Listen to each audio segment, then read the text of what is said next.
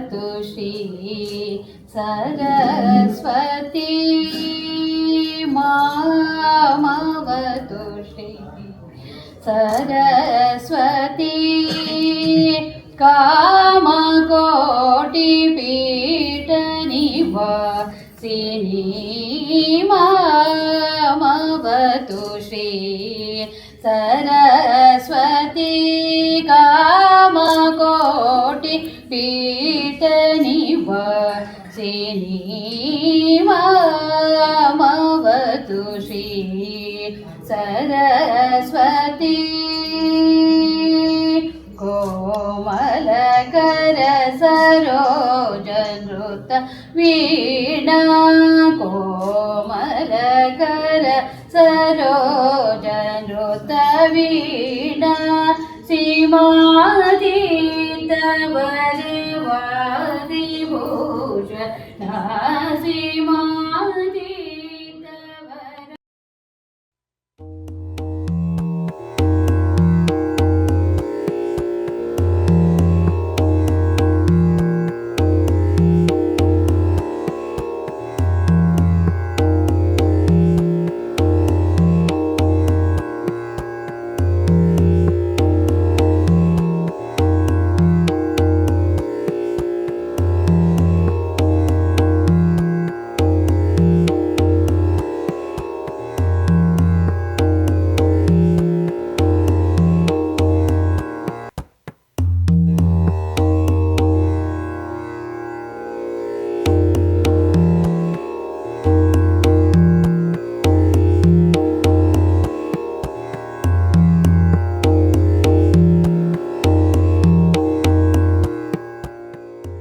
ಕವಿಯತ್ರಿ ಶ್ರೀಮತಿ ಪುಷ್ಪಲತಾ ಫಣಿರಾಜ್ ಅವರು ಕೂಡ ತಮ್ಮ ಬೇರೆ ಬೇರೆ ಅನುಭವ ಹಾಗೂ ಅನಿಸಿಕೆಗಳನ್ನು ಭಾವನೆಗಳನ್ನು ಹೆಕ್ಕಿ ತಂದು ಒಂದೊಂದು ಭಾವವನ್ನು ಒಂದೊಂದು ಹೂವಾಗಿಸಿ ಎಲ್ಲ ಹೂಗಳನ್ನು ಅಚ್ಚುಕಟ್ಟಾಗಿ ಹೆಣೆದು ಮಾಲೆಯಾಗಿಸಿ ಚಂದದ ಬುಟ್ಟಿಯಲ್ಲಿಟ್ಟು ನಮ್ಮ ಮುಂದಿಟ್ಟಿದ್ದಾರೆ.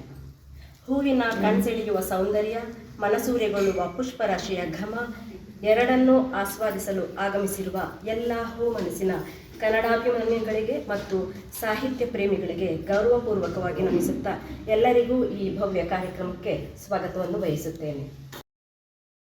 ಡಾಕ್ಟರ್ ವಿ ರಂಗನಾಥ್ರವರ ಪರಿಚಯ ಮಾಡಿಕೊಡುವ ಸೌಭಾಗ್ಯ ನನ್ನದಾಗಿದೆ. ಅಖಿಲ ಭಾರತೀಯ ಸಾಹಿತ್ಯ ಪರಿಷತ್ನ ಕರ್ನಾಟಕ ಪ್ರಾಂತ ಸಂಪರ್ಕ ಪ್ರಮುಖ ಹಾಗೂ ವಲಯ ಪ್ರಮುಖ ಆಗಿರುವ ಡಾಕ್ಟರ್ ವಿ ರಂಗನಾಥ್ರವರ ಪರಿಚಯ ಮಾಡಿಕೊಡಲು ಸಂತೋಷವಾಗುತ್ತಿದೆ. ಇವರು ಕರ್ನಾಟಕ ಆಡಳಿತ ಸೇವೆಯಲ್ಲಿದ್ದು ತಹಶೀಲ್ದಾರರಾಗಿ ನಿವೃತ್ತರಾಗಿದ್ದಾರೆ. ಕನ್ನಡ ಮತ್ತು ಇತಿಹಾಸ ಕವಿತೆಗಳ ಮೌಲ್ಯ ಜಾಸ್ತಿ ಆಗುತ್ತೆ. ಸೊ ಆ ರೀತಿಯಾದಂತಹ ಒಂದು ಪ್ರಯತ್ನ ನಮ್ಮ ಎಲ್ಲರ ಕಡೆಯಿಂದನೂ ಆಗಬೇಕು ಅನ್ನುವಂಥದ್ದು ಅಪೇಕ್ಷೆ. ಯಾಕಂದರೆ ಸಮಯ ಹಾಗೆ ಹೋಗಿಬಿಡತ್ತೆ. ನಾವು ಏನು ಸಾಧನೆ ಮಾಡದೇನೂ ಸಮಯ ಕಳ್ಕೊಂಬಿಡ್ಬೋದು ನಾವಾಗ. ಆದರೆ ಹಾಗಾಗಬಾರ್ದು. ದಿವಸಕ್ಕೆ ಕನಿಷ್ಠ ಇಷ್ಟು ಸಮಯ, ಅರ್ಧ ಗಂಟೆ 1 ಗಂಟೆ, ನಾನು ಸಾಹಿತ್ಯದ ಏನು ಈ ಬಳಗದಲ್ಲಿದ್ದೀವಿ ನಾವು, ಅದಕ್ಕೆ ಸಂಬಂಧಪಟ್ಟ ಹಾಗೆ ನಂದೊಂದಷ್ಟು ಓದು ಬರಹ ಇರಬೇಕಾಗತ್ತೆ. ನಮ್ಮ ಮೈಸೂರು ರಂಗಾಗೈತೋ,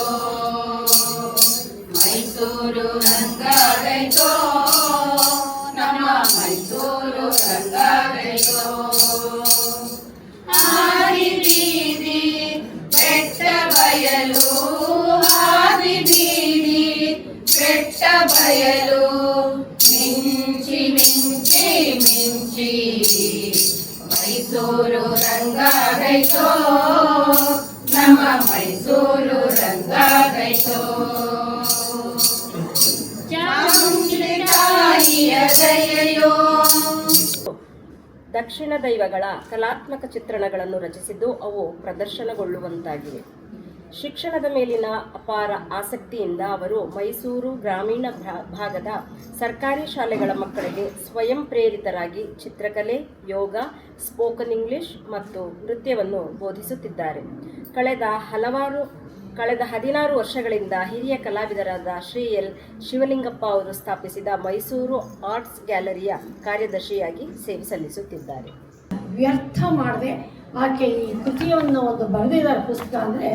ತುಂಬ ಮೆಚ್ಚತಕ್ಕಂಥದ್ದು. ಯಾಕಂದರೆ ಪ್ರತಿಯೊಬ್ಬ ಮನುಷ್ಯನಿಗೂ ಸಹ ತನ್ನ ಕೆಲಸದ ದಿನನಿತ್ಯದ ಒಂದು ಕರ್ತವ್ಯ, ಹೊಟ್ಟೆಪಾಡು ಅನ್ನೋದು ಏನಿದೆಯೋ ಇದು ತುಂಬ ಮುಕ್ಕಾಲು ಭಾಗ ಜೀವನನ ತಿಂದು ಹೋಗುವಂಥದ್ದು.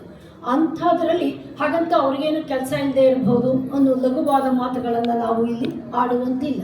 ಯಾಕೆಲ್ಲ ಪರಿಕರಗಳನ್ನ ಒಳಗಡೆ ಇಟ್ಕೊಂಡು ತೆಗೆದುಕೊಂಡು ಹೋಗಿ ಅಂತ. ಆದರೆ ನೋಡಿ, ನನಗೆ ಯಾಕೋ ವಿಚಿತ್ರವಾಗಿ ಅನ್ನಿಸ್ತು. ಈ ಬುಟ್ಟಿ ಅಂದ ತಕ್ಷಣ ಅಕಾಮಡೇಟ್ಸ್ ಅಂತ, ಹೇಗೆ ಅಕಾಮಡೇಟ್ ಮಾಡುತ್ತೆ ಅಂತ ಅಂದಾಗ ಅದು ತನ್ನಲ್ಲಿ ಎಲ್ಲವನ್ನೂ ಜಾಗ ಕೊಡ್ತೀನಿ, ಬಾ ಬಾ ಇವ ನಮ್ಮವ ಅಂತ ಹೇಳಿ, ನೀವೆಲ್ಲರೂ ನಮ್ಮವರು, ಬನ್ನಿ ನನ್ನ ಜೊತೆ ಇರಿ ಅಂತ ಹೇಳಿ ಅದು ಎಲ್ಲರನ್ನೂ ಸೇರಿಸ್ಕೊಳ್ಳುತ್ತೆ. ಅಂದರೆ ಅದು ಯಾವ ಭೇದ ಭಾವ ಮಾಡದೆ ಜಾಜಿ ಹೂವನ್ನು ತನ್ನ ಒಳಗಡೆ ಇಟ್ಕೊಳ್ಳುತ್ತೆ, ಎಕ್ಕದ ಹೂವನ್ನು ತನ್ನ ಒಳಗಡೆ ಇಟ್ಕೊಳ್ಳುತ್ತೆ. ಎಲ್ಲ ಥರ ಹೂಗಳು ಬಂದರೂ ಅದು ಅಕಾಮಡೇಟ್ ಮಾಡಿ ಎಲ್ಲರಿಗೂ ಸಮಾನವಾದ ಸ್ಥಾನವನ್ನು ಕೊಟ್ಟು ಕರ್ಕೊಂಡು ಹೋಗುವಂಥ ಒಂದು ಪಾತ್ರೆ ಈ ಬುಟ್ಟಿ. ಕೆಲಸವನ್ನ ಮಾಡಿ ಮುಗಿಸ್ತಾರೆ. ಜೊತೆಗೆ ಒಂದು ಯಾವುದಾದ್ರೂ ಒಂದು ಕೆಲಸ ಮಿಕ್ಕೊಂಡ್ರೆ ಅದು ಮುಗಿಯುವವರೆಗೂ ಕೂಡ ಒಂದು ರೀತಿಯಲ್ಲಿ ಶಿಸ್ತನ್ನ ಕೂಡ ಪಾಲಿಸ್ತಾರೆ. ಅಂತಹ ಸಮಯದಲ್ಲಿ ಅವರ ನೇರ ಮಾತು, ಕೆಲಸದಲ್ಲಿನ ಆಸಕ್ತಿ, ಜೊತೆಗೆ ಎಲ್ಲರನ್ನೂ ಕೂಡ ಆ ಕೆಲಸಕ್ಕೆ ಒಳಗೊಳ್ಳುವಂತೆ ಮಾಡುವುದು, ಇವೆಲ್ಲದರ ನಡುವೆ ಪ್ರಸ್ತುತ ಯಶಸ್ಸನ್ನ ಪಡೆದಿದ್ದಾರೆ. ಅವರೇ ನಮ್ಮ ಪುಷ್ಪಲತಾ ಪಣಿರಾಜ್. ಕವನ ಸಂಕಲನದ ಹೆಸರನ್ನ ಈ ರೀತಿ ಯೋಚನೆ ಮಾಡಿ ನಾನು ಹೂವಿನ ಬುಟ್ಟಿ ಅಂತ ಹೆಸರಿಟ್ಟಿದ್ದು. ಇನ್ನು ನಿಮಗೆ ನನ್ನ ಕವನ ಸಂಕಲನದ ಒಂದು ಕವನ ನಾನು ನಿಮ್ಮ ಮುಂದೆ ಭಾಷಣ ಮಾಡಿಬಿಡ್ತೀನಿ. ಮುಂದೆ ಕವನಗಳನ್ನು ನೀವು ಓದ್ಕೊಳ್ಳಿ. ಇದರಲ್ಲಿ ನನ್ನ ಕವಿತೆ ಏನು ಅನ್ನೋದನ್ನು ಇದರಲ್ಲಿ ಇಷ್ಟರಲ್ಲಿ ಹೇಳಿದ್ದೀನಿ. ನನ್ನ ಕವಿತೆ ಅಂತರಾಳದ ಅಕ್ಷರಗಳ ಆಲಾಪಕ್ಕೆ ಪದಗಳ ಬೆಸೆದು ಭಾವಗಳ ಹೊಸೆದು ಹರಿಯುವ ಭಾವಲಹರಿಯೇ ನನ್ನ ಕವಿತೆ. ಮನದ ಭಾವದಲೆಗಳ ಅಬ್ಬರಕ್ಕೆ ಶ್ರುತಿ ಹಿಡಿದು ರಾಗ ಚಿಮ್ಮಿಸಿ ಗತಿ ಜತಿಯ ಹಿಡಿಸಿ ಸುರಿಸುವ ಭಾವಗೀತೆಯೇ ನನ್ನ ಕವಿತೆ. ಹೃದಯದ ಮಾತುಗಳಿಗೆ ಮೃದುವಾದ ಸಿಹಿಯ ಸ್ಪರ್ಶ ನೀಡಿ ಸವಿಯಾದ ರಸ ದೂಟ ಬಡಿಸುವ ಭಾವ ಗಂಗೆಯೇ ನನ್ನ ಕವಿತೆ. ಕಷ್ಟ ನೋವುಗಳ ಪಾಡಿಲ್ಲ, ಪ್ರಶಸ್ತಿ ಸನ್ಮಾನಗಳ ಗೋಜಿಲ್ಲ, ಆಸೆ ನಿರೀಕ್ಷೆಗಳ ಹಂಗಿಲ್ಲ,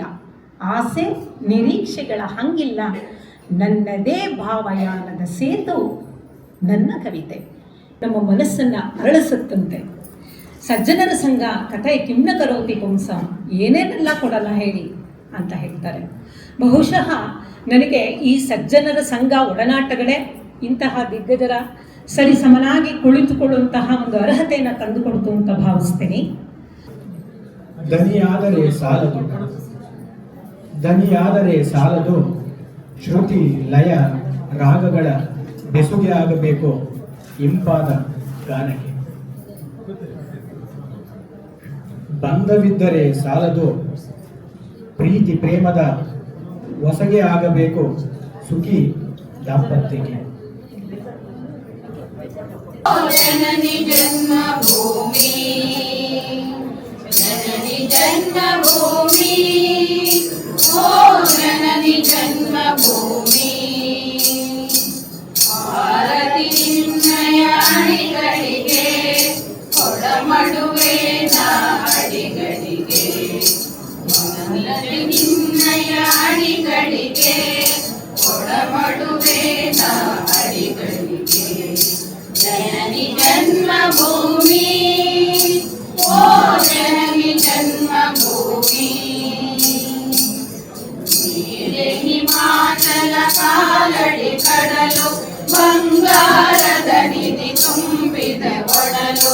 ನೀರೆ ಹಿಮಾಚಲ ಕಾಲಡಿ ಕಡಲು, ಬಂಗಾರದ ನಿಧಿ ತುಂಬಿದ ಒಡಲು.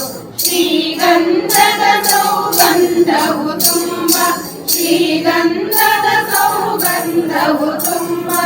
ಏನೆನ್ನಲಿ ನೀ ಸ್ವರ್ಗದ ಬಿಂಬ, ಏನೆನ್ನಲಿ ಸ್ವರ್ಗದ ಬಿಂಬ. ಜನನಿ ಜನ್ಮಭೂಮಿ. ಕಾರ್ಯದರ್ಶಿಯವರಾದ ಡಾಕ್ಟರ್ ಜಮುನಾರಾಣಿ ಬಿ ಬಿರ್ಲೆ ಅವರು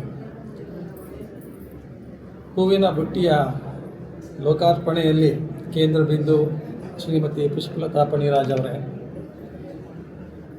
ನಮಗೆಲ್ಲ ಗೊತ್ತಿರೋ ಹಾಗೆ ಪ್ರತಿಯೊಬ್ಬರಲ್ಲೂ ಅವ್ರದ್ದೇ ಆದ ಒಂದು ಸಾಹಿತ್ಯಿಕ ಮನಸ್ಸು ವಿಚಾರಗಳು ಇದ್ದೇ ಇರುತ್ತೆ.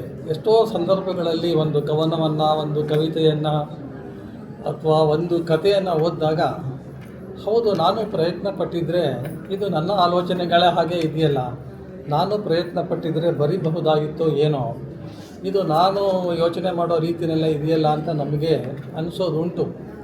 ಆ ಕ್ಷಣದಲ್ಲಿ ಆ ರೀತಿಯ ಒಂದು ಆಲೋಚನೆಗಳು ನಮ್ಮ ಮನಸ್ಸಿನಲ್ಲಿ ಮೂಡುತ್ತೆ. ಅದು ಅಲ್ಲಿಗೆ ಮುಕ್ತ. ಜನನಿ ಜನ್ಮಭೂಮಿ, ಜನನಿ ಜನ್ಮಭೂಮಿ.